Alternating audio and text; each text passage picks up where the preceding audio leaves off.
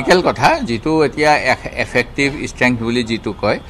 হেফালৰ পৰা যদি অংক কৰে নিশ্চয় আছে আৰু যদি কয় 126ৰ পৰা হ'ব লাগে তেতিয়াহলে নাজানো আৰু 126ৰ ভিতৰত 120 জন আছে 6 জন এতিয়া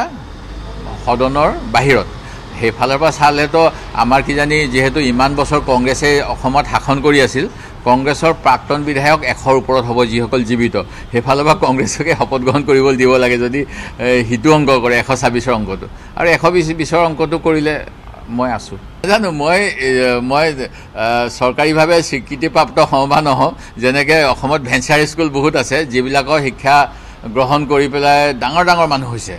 মই চৰকাৰী তেওঁলোকৰ স্বীকৃতি নাই সদায় আহি থাকে যে এফেক্টিভ ডেট হ'বনে ইছ্যু ডেট হ'বনে এফেক্টিভ ডেট হ'ব হাইকোৰ্টত 10,000 কেছ তথাপিতো তেওঁলোকে গ্ৰামাঞ্চলৰ ল'ৰা ছোৱালীক শিক্ষাৰ পোহৰ বিলাই আছে নিজে জ্বলি গ'লেও তেওঁলোকে শিক্ষা দি আছে ঠিক তেনেকৈ মই কংগ্ৰেছ দলৰ নীতি আদৰ্শ চৰকাৰীভাৱে স্বীকৃতি পাওঁনে নাপাওঁ সেইটোৰ হকে মাত মাতি যাম